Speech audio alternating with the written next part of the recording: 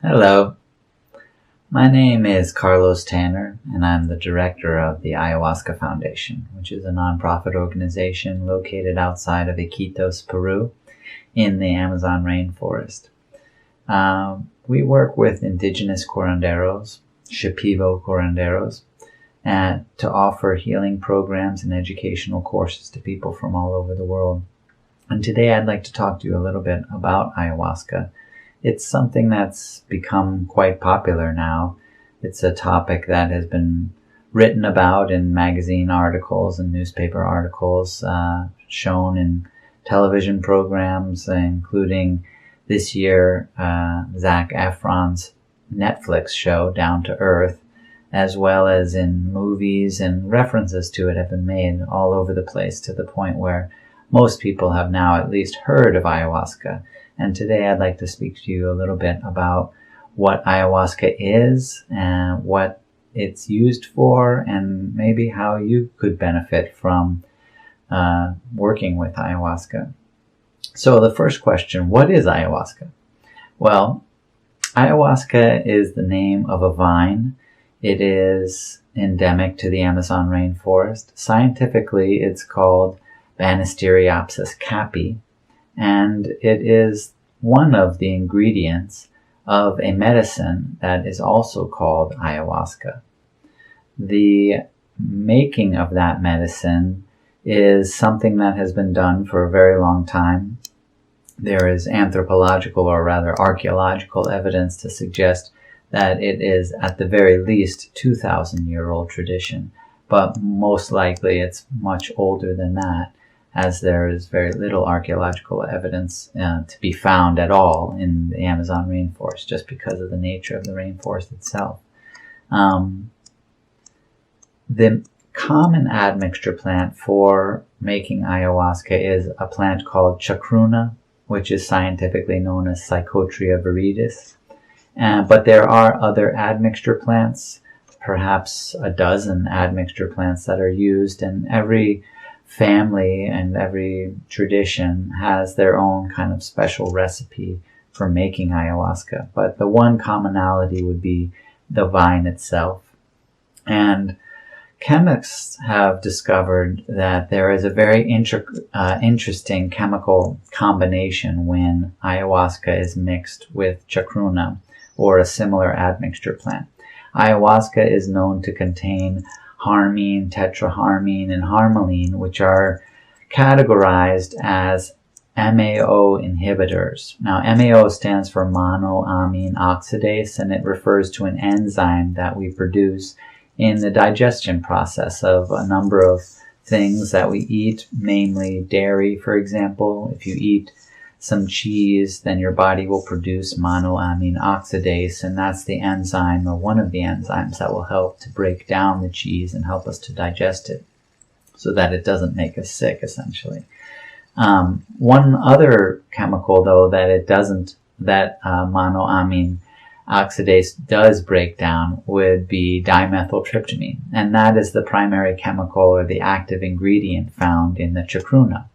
And dimethyltryptamine is a very fascinating chemical. In fact, a doctor named Rick Strassman wrote a book called DMT, the Spirit Molecule, specifically about dimethyltryptamine, which is normally abbreviated down to DMT. And he noted that there are times in the development of the embryo, at which point it becomes a fetus at around 49 days into its development, where the brain produces this flood of dimethyltryptamine, and he postulated that that could be the entering of the spirit into the body. And he came up with that idea because he also noted that at the moment of death, the brain floods with dimethyltryptamine, and perhaps that is associated with the spirit leaving the body. And so he wrote a book called DMT, the Spirit Molecule, to discuss those ideas, and he did a series of investigations that are very interesting. If you'd like to learn more about it, you can check out that book. But dimethyltryptamine, nonetheless, is a very interesting chemical. It has been isolated, and like I said, those experiments done by Dr. Strassman prove that it produces some very unusual effects. But if you were to drink or eat the chemical, which is actually found in a lot of the foods that we eat, and it's also something that we produce ourselves, it would be broken down by the monoamine oxidase enzyme. And so you wouldn't have that effect. In the experiments that Dr. Rick Strassman did, he was injecting it intravenously so that it bypassed the stomach and thus bypassed being broken down by the enzymes. Another method of ingestion might be to smoke the dimethyltryptamine directly, which is something that was popularized in the 60s before its prohibition. Regardless, if taken with a monoamine oxidase inhibitor, like the chemical constituency of the ayahuasca vine, the inhibition of the enzyme, or essentially it prevents the body from producing that enzyme. So the inhibition of the enzyme makes it so that the chemical dimethyltryptamine does not get broken down and can thus travel to the brain and produce the effects that it does. And so a statement that might sum all of that up is merely to translate what the word ayahuasca actually means. It's a Quechua word. It's a compound word made of two parts, aya, which is translated as spirit, and huasca, which is translated as vine. So quite simply, the term ayahuasca means spirit vine. It's something that allows a spiritual experience to take place, or it potentiates that spiritual experience. Now, what does that really mean? Well, it's quite a complex category of concepts. I love talking about it, though. And to me, what ayahuasca does is it amplifies the sensory perceptive abilities that we have. Now, normally we live in what I will call a reality that is defined by our perceptive abilities. We do not see beyond the visible spectrum, meaning we cannot see frequencies of light that are lower than what produces the color red. And we cannot see frequencies of light above or higher than what produces the color violet, which is why we refer to the spectrum of light that we see in a rainbow as the visible spectrum, because that's all that we can see. Now, the invisible spectrum of light, what we cannot see, is actually very vast, and what we can see is less than 1% of the spectrum of light in its entirety. At least that's what science has been able to discover through the use of technology. We're familiar with the terms infrared, for example, which would refer to the spectrum just below the frequencies of light that are visible to us, and ultraviolet, which refers to the frequencies of light just beyond our perceptive abilities. And so we have limitations that define our realities. We live in a world where if we see something, then we'll believe it to be real. But if it's invisible, then we tend not to believe it to be real. And the same can be said for our audible abilities. Perhaps you've seen or used a dog whistle, which doesn't make a sound, at least to our ears, but does for a dog, because their audible spectrum is different than ours. They can hear frequencies of sound that we cannot. So of course that doesn't mean that the sound doesn't exist just because we cannot hear it. It just means that we're incapable of perceiving it. So there's a lot of limitations within all of our sense organs' ability to perceive, and perhaps all the limitations aren't actually in the organ themselves, but perhaps in our ability to interpret the information once it gets to our brain. I'm not totally sure. I'm honestly not a neuroscientist, but I am just making my best observation. So if we could expand our awareness through a amplification of sensory perceptive ability, we would essentially be able to experience more of reality than we normally are. And that is what a substance or a medicine like ayahuasca allows us to do. It amplifies our sensory perceptive abilities to see beyond the visible spectrum, to hear beyond the audible spectrum, and to sense beyond all of our sense organs' normal limitations of sensory perceptive ability. And That's what makes it so fascinating, because we are literally aware of more reality than we normally would be. And in that state of expanded awareness, we can gain much more insight into who we are and into the world that we live in. And that can have some tremendous value, especially if we're dealing with some afflictions or obstacles in life that are preventing us from being happy or satisfied. Having more insights through an expanded awareness is certainly going to be an advantage to us. And that's why people for thousands of years have developed a very highly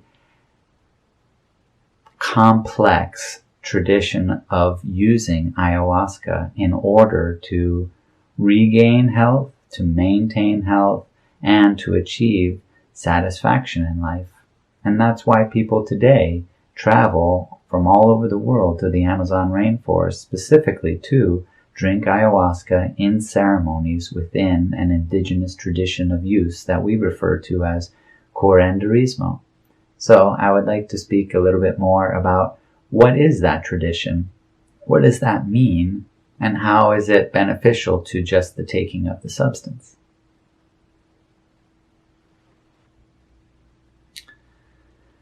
So the tradition of curanderismo is vast. There are over 100 tribes in the Amazon rainforest with a history of using ayahuasca. Interestingly enough, almost all of those tribes are on the western side of the Amazon rainforest, with very, very few or any tribes on the eastern side of the Amazon rainforest. I don't really know why that is, and I'm not sure if we can know why that is, but it is interesting to note that the center of that region where ayahuasca has been used for centuries is right around in the Ucayali River area, around where the Shipibo-Conibo tribe resides still to this day. But it extends all the way up into Colombia, through Ecuador, down through the entirety of the Peruvian Amazon, and even down into Bolivia. Now, there are a lot of differences within the different traditions that were developed within those tribes. And even within the tribes themselves, there are differences, familial differences, you could say, because it's a tradition that was passed on from generation to generation typically. And so if there was a new discovery, then that new discovery would be passed on merely to the children of that family and not necessarily spread throughout a tribe, which might have existed on a larger area space that was separated by a great distance. But it's very interesting to see that there are thousands of miles separating the tribes in the most northern region to the tribes in the most southern region, and seemingly they had no contact with each other. To me, that's another addition to the fascination, because it makes me wonder, how did they discover to combine these two plants? There are over 60,000 species of plants in the Amazon rainforest. How did they know to combine those two? Well, if you ask the indigenous people themselves, they'll tell you that the plants told them to do that they were using ayahuasca by itself, and eventually through their relationship to ayahuasca, they were told to seek out the chacruna, to add it in order to see more clearly or have brighter visions, to see the spirit of ayahuasca. It's very fascinating to learn more about that, and I've had the pleasure of working very closely with indigenous curanderos and had a lot of conversations about it, but no one really knows for sure because it's something that goes back thousands of years, and so no one understands the exact origin of it. Although the use of the admixture may not go as far back as the use of the vine itself, which is most likely why the medicine is called ayahuasca. Current chemical understanding would kind of give credit to the experience to the dimethyltryptamine, and that it's potentiated by the ayahuasca, and I'm not sure if I agree with that completely. I think that the ayahuasca was most likely used by itself, and there's evidence today with the Yawa Indians as one perfect example. They never use the admixture. Even now, they don't add a DMT containing plant. And so their ayahuasca never had and still doesn't have dimethyltryptamine, and yet they're still able to connect with spirits on another dimension or to expand their sensory perceptive ability. So one of the key components of the tradition of curanderismo is the notion and the action of ceremony. Ayahuasca is not taken like a pharmaceutical medication. It is taken as part of a process. It is something that contains a lot of ritual, a lot of methodology, and within it a lot of ideology. And that's why we refer to it as a tradition. The ceremony itself is kind of the heart of that tradition. Now maybe if you just take a few seconds to think of what the word ceremony means for you, very quickly you'll see that there is already a behavior that seems appropriate within the realm of ceremony. And so very, very easily you can see that there is already ideology and methodology inherent just in the term ceremony. Even if that might not be very clearly defined for us, we can tell that we're most likely going to act in a more respectful manner if we are going to go to a ceremony. And so those concepts are an example of how well developed this tradition has become. And so ayahuasca is always served in a ceremony. And that ceremony contains certain rituals that are followed and also certain beliefs or ideologies that are contained in the ritual itself. The central focus of the ideologies would be that we are spirit. That would be a central feature of the indigenous paradigm as a whole, the reality of indigenous people and ancestral people, essentially. All of our ancestors believe this to be true, that we are spirits, and not just humans, but that all living beings are spirits. And living beings meaning not just animals, but plants and elements of nature, that the entire planet itself is a single living being with consciousness, in fact with tremendous wisdom, and we are a part of that living organism, and our consciousness is a small part of the overall consciousness or the overall wisdom of the living being of the earth. Now that's a beautiful paradigm of reality to exist in, if you ask me. But let's contrast it to the current modern paradigm, just for the sake of understanding. The current modern paradigm that most of us, if you're watching this video and listening to me speak in English, for example, probably exist in, is a paradigm that I might refer to as materialist. It doesn't put the spirit at the core of our identity. It actually puts the body, and it looks at things in a very physical way, just as it looks at the ayahuasca experience as a dimethyltryptamine chemical experience potentiated by the inhibition of a particular enzyme in our stomach. It wants to break things down into the things that we can see. It wants to rely on the material. And unfortunately, with that, it doesn't really view plants with a consciousness. And with animals, it might recognize consciousness, but usually it's to a lesser degree. And it doesn't really view the earth as a living being that we're a part of. In fact, it kind of suggests that we are on our own, that we are just individuals that happen to cohabitate the planet, and that it's kind of us against the world in our ability to survive, and that there is not a connection between us and the planet or a larger, more wise life form like the planet. And so those are quite distinct paradigms. Now, ayahuasca ceremonies have developed within a paradigm that does view the greater wisdom of the earth as something that we are a part of, that we are a part of nature.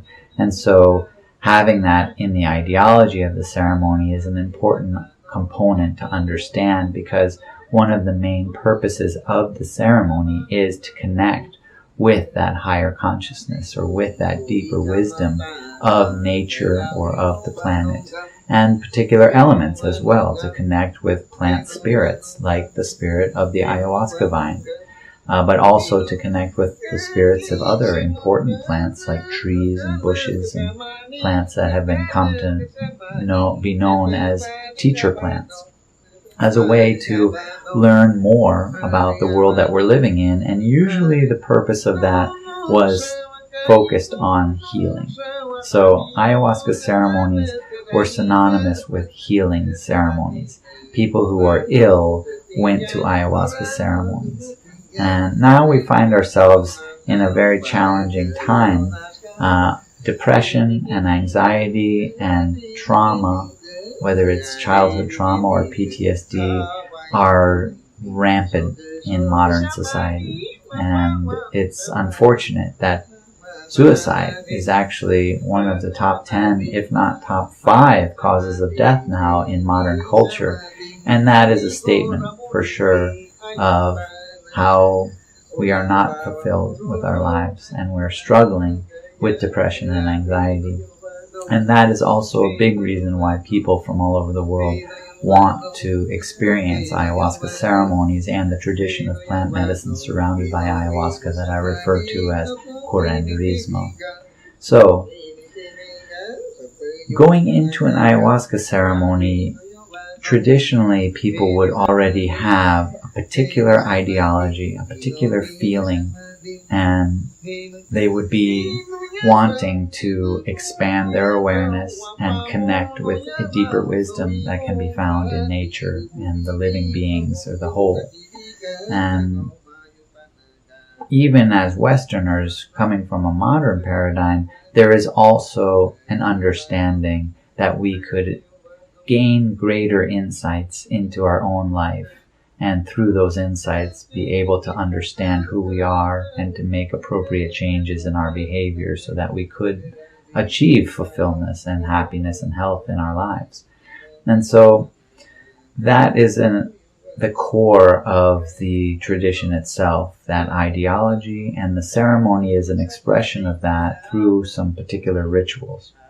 One other key element of the ceremony is the concept of intention.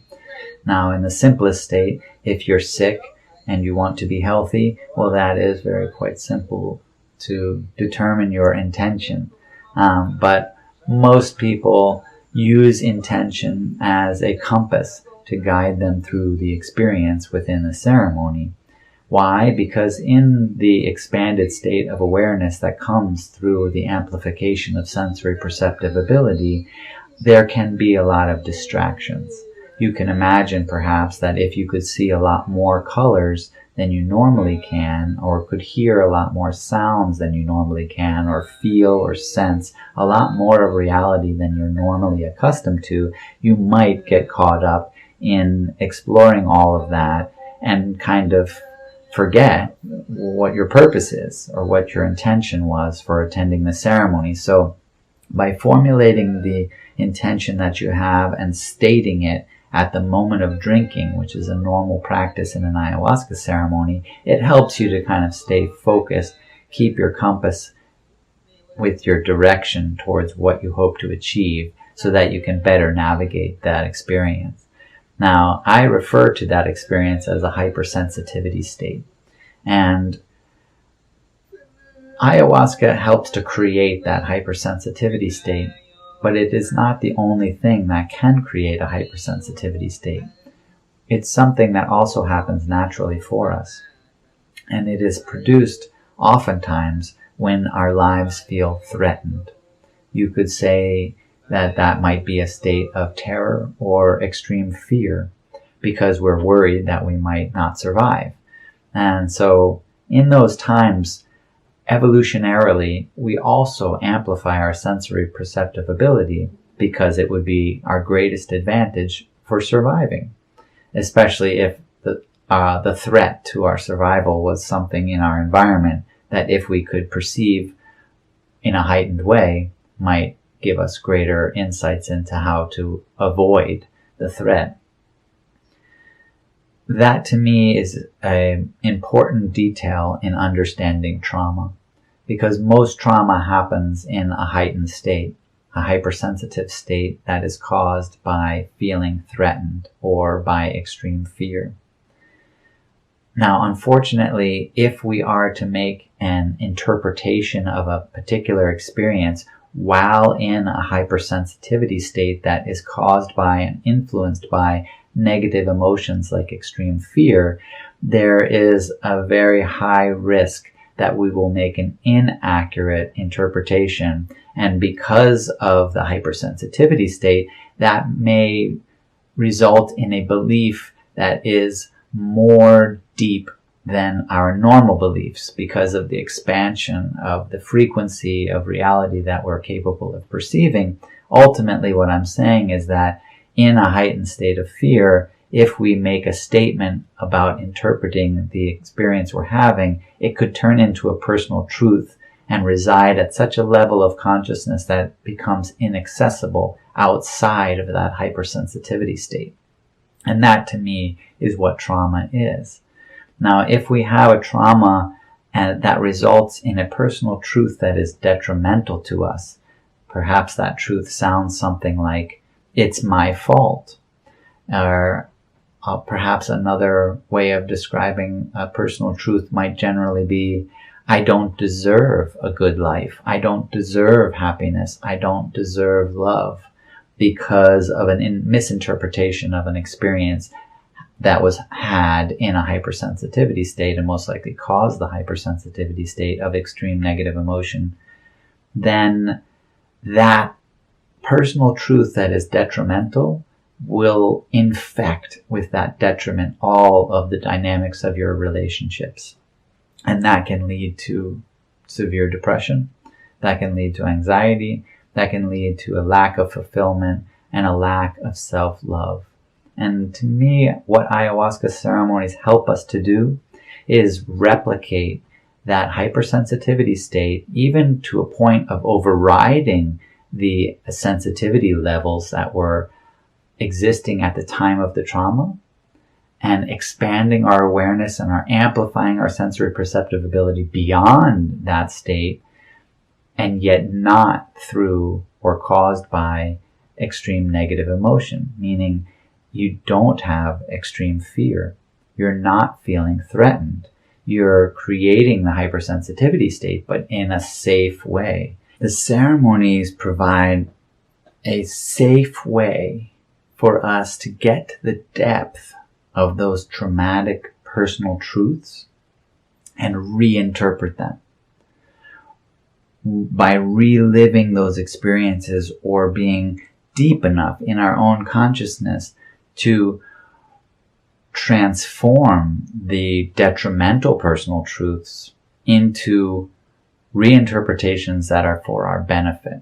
Essentially, changing a phrase from "I do not deserve love in my life" to "I deserve love in my life."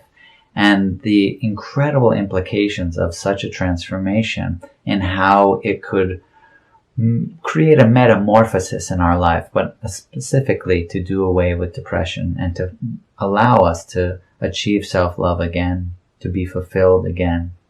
And that is something that I have witnessed over and over and over again from people that have decided to partake in a healing process through use of ayahuasca in ceremonies and the plant medicine tradition of curanderismo. Now, there's a lot more to the tradition, and there's even a lot more to the ceremonies and how they operate. But that is the core of what I feel is happening with ayahuasca. That's the core of how I feel it works. And so one element of that I find so empowering is that each person does the work.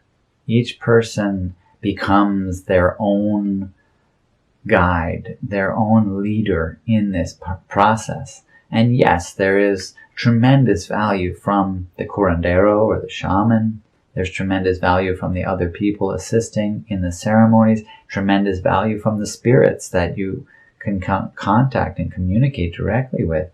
But ultimately, it is each person's will, each person's intention, each person's consciousness, each person's behavior and action in the ceremony that allows them to release the traumas or release the detrimental truths that were caused by the traumatic experiences, and to reinterpret them to a truth that is more accurate and also more beneficial for their health.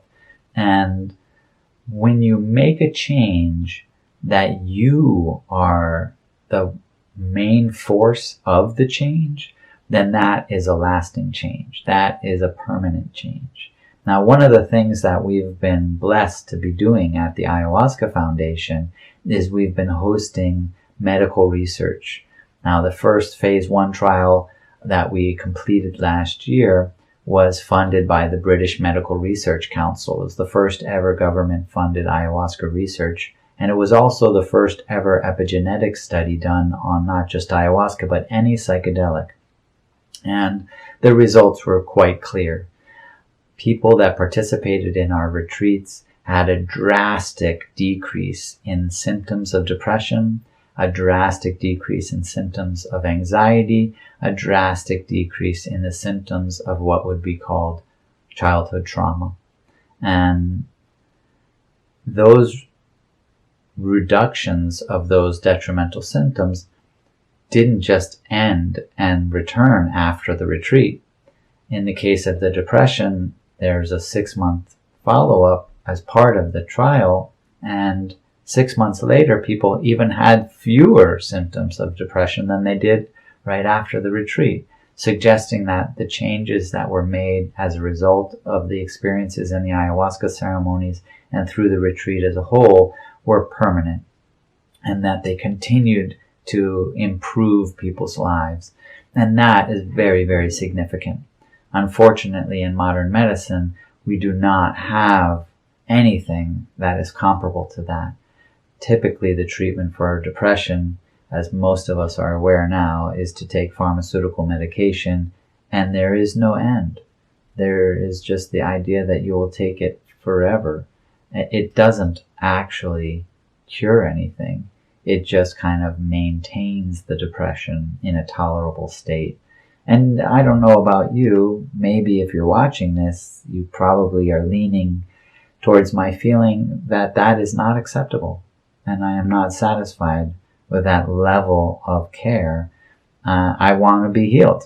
And I think that a growing number of people feel the same way.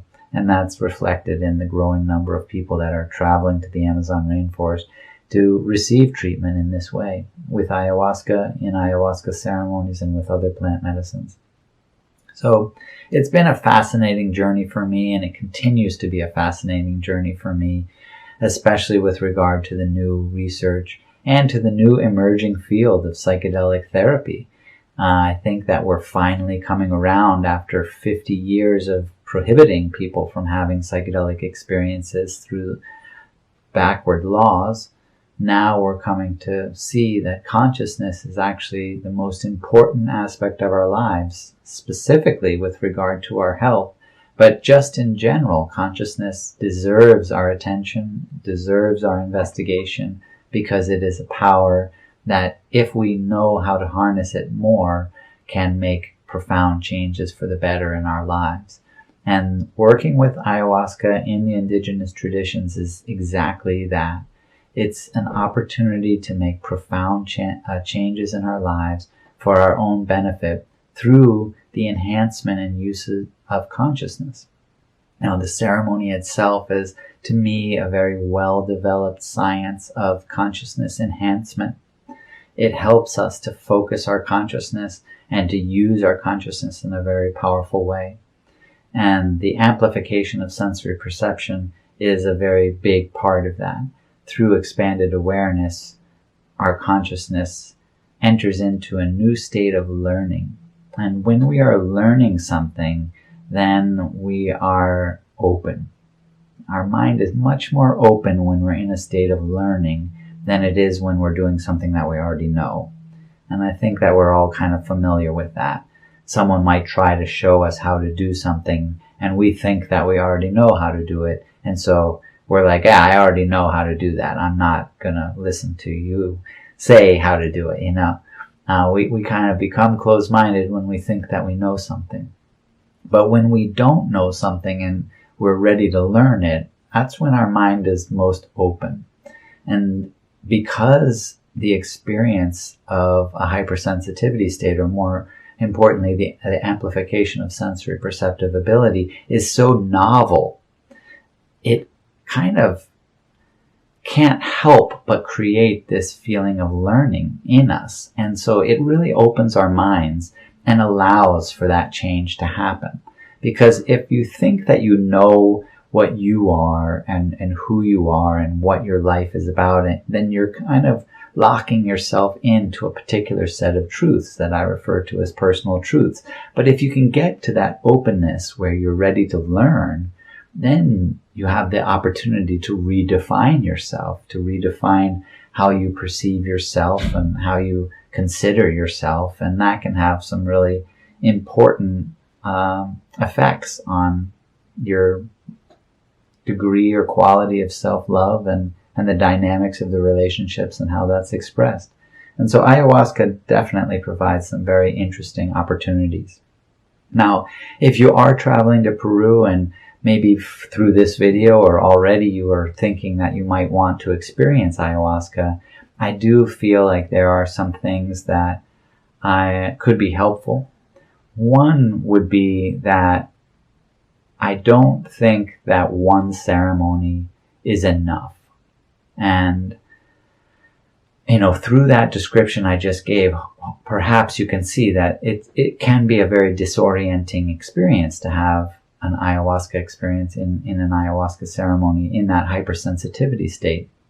The first time that you do it, you may not be, you may not think, this is just great, I'm just going to jump right into this and make the most of it. That's not very typical, although it is possible. Usually it takes some acclimation. It takes some getting used to things, exploring things, kind of figuring things out. And so I would say a minimum of 3 ceremonies is what it might take for a person to figure out how to work with ayahuasca and work within that amplified state or that hypersensitivity state. And so if you were to just drink ayahuasca once, for example, you might actually leave having an inaccurate view of its potential. It might not have been a good experience for you, and because of the disorienting nature of the hypersensitivity state. And if you only had one ceremony, then that might be your whole perception, is that, it was terrible. There's some aspects of the ayahuasca experience that are typically viewed as unpleasant. One aspect would definitely be that ayahuasca tends to help you to remove things that you shouldn't have in your body. You could look at that as like a detoxification. And so there's a purgative effect that ayahuasca usually has, which is typically that a person will throw up at some point during the ceremony, or perhaps have diarrhea either during or after the ceremony, or both. That fits in with an ideology that I resonate with a lot, which is that healing is not something that is actually done. It is something that is allowed to happen. And so if you imagine getting a cut, for example, on your hand or your arm or something, you don't really heal the cut. You just try your best to put a good environment around that cut, and it will allow it to heal by itself. And so we know that if you have a cut, you clean it. Well, that's exactly it. You remove the obstacles that might get in the way, but you don't actually heal it. So you're helping it to be in the best environment for that healing to take place. Even when you break a bone, all you do, or all modern medicine does, is put the 2 bones that were broken back into the best place possible, but we don't fuse the bone back together. It happens as a part of our own biology. There is a divine motivating principle to heal. It's in all of us. It's in every living being, plants and animals and ourselves. If something goes wrong, then it naturally tries to put it back the way it's supposed to be. And so all that we do is create the best environment for that to take place. And a lot of that is about removing obstacles. And so detoxification is a part of the healing process, because the obstacles of the healing could be called the toxins. And most of us have some level of toxins in us that are probably detrimental and that are probably preventing us from achieving the harmony and balance and healing in our lives. And ayahuasca has a desire to enhance the environment for healing, tends to want to remove those. There's a whole category within plant medicine traditions called purgatives, and that's specifically what they do, usually by cleansing the digestive system. And so I bring it up because it's important to understand, if you are going to drink ayahuasca, you should probably expect that you will have a purgative experience at some point, either by throwing up or by having diarrhea. And there's also, sweating and, other mechanisms for purging, but people tend to focus on the throwing up and diarrhea more. If you were to have one ceremony and that's it, then you might remember that ceremony as, well, there was a lot of going on. I was really disoriented. I threw up. I had to go to the bathroom, and for that reason, you might not feel that it was a positive experience. To me, maybe you could relate that to like a surgical procedure where you only have the doctor cut you open and then that's it. And, how are you going to remember that? Probably not very positively. But so I do think that it's good to have the idea of having more than one ceremony, at about minimum 3 ceremonies. And I would also recommend that they be spread out. So essentially what I'm saying is, like, if you're going to a lodge, for example, and perhaps you're having like a jungle experience, or, not for the purpose of healing, but to have a vacation type experience, and then it is offered that you can do an ayahuasca ceremony, I really don't think that it's wise to do it that way, where you just have one ceremony. If you just want to see what it's like, I guess then that's okay. You can make your own decisions, obviously. But to me, even if you just want to see what it's like, you should have it be the full experience. And the full experience to me, like I said, would be a minimum of 3 ceremonies. I recommend 4 or more. The shortest program that we offer is 4 ceremonies. But the longest program is 24 ceremonies, just for reference. Now, I think that in addition to working with the ayahuasca in ayahuasca ceremonies, it's also very beneficial to work with a lot of the other plant medicines in the tradition, because it's not normal within the indigenous tribe or their tradition that you would simply drink ayahuasca. Inevitably, there would be a lot of other plants and treatments involved. They wouldn't necessarily have psychotropic effects, like they wouldn't be an amplifier of sensory perceptive ability, but they would contribute to that in an important way. And sometimes the healing that people achieve is not through the ayahuasca, but through other plant remedies that are a part of the entire complexity of the tradition itself of curanderismo. So doing an ayahuasca retreat usually would include that. And if you are going to look for specific ayahuasca retreats, I would also recommend looking for retreats that incorporate other plant treatments. In our retreats, for example, there's at least a dozen other treatments that are included in the package, you could say, of the healing process. So ceremonies with ayahuasca are a part of that, but there's a whole process within the retreat that has a beginning and an end that is an entire treatment process. And those are, I think, important details to understand if you are considering experimenting or choosing ayahuasca as a treatment plan. Now, I focus a lot on the mental and emotional aspects of healing, depression, anxiety, trauma, things of that nature, but within the realm of the entire tradition, any affliction can be treated.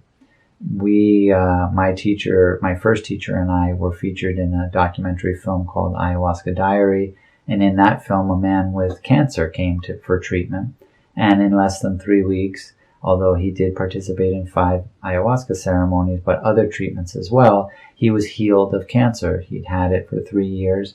He was healed of it. It's been 12 years now. He's still cancer-free. He's permanently healed from the plant treatments, and ayahuasca was a part of that, as almost every affliction does have an emotional component or a spiritual component, and oftentimes it is trauma.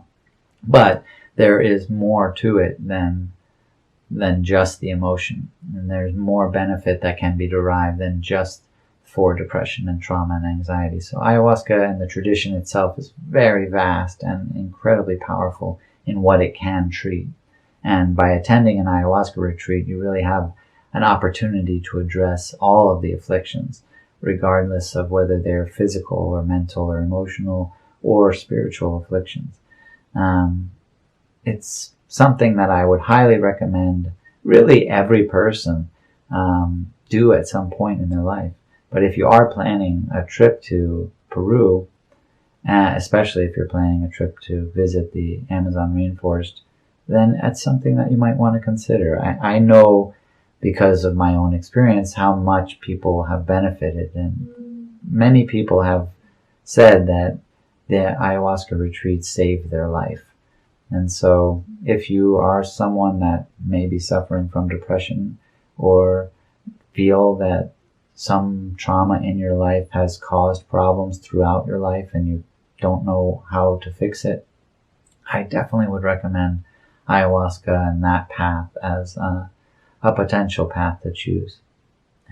But even if you're just curious about exploring consciousness and expanded states of consciousness and amplified hypersensitivity states, which to me is incredibly fascinating as well, ayahuasca and the ayahuasca tradition can certainly provide that.